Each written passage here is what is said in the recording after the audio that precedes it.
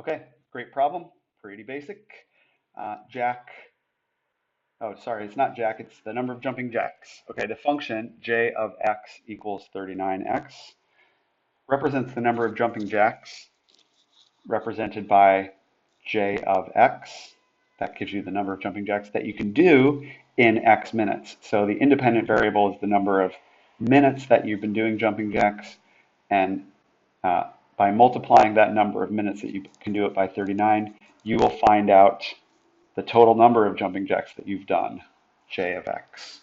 Okay, so that's the function. They already give it to you. How many jumping jacks can you do in 5 minutes? Then all we need to do is we need to calculate j of 5, meaning 39 times 5.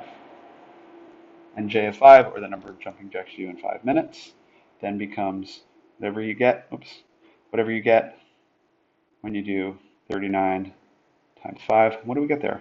5 times 9, 45. Carry the 4.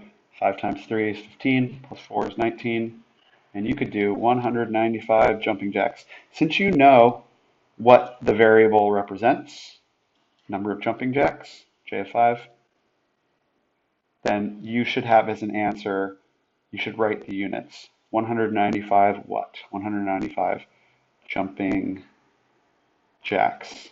Become someone who wants to write the number of units, saying, I know what I was trying to find. I was trying to find the number of jumping jacks, and I can show you that by writing those units on there. 195 represents the jumping jacks that I can do in 5 minutes. Demonstrates a complete understanding, and it identifies to the person reading it what it is that you found. So we've got an answer for this problem as 195 jumping jacks. We're done.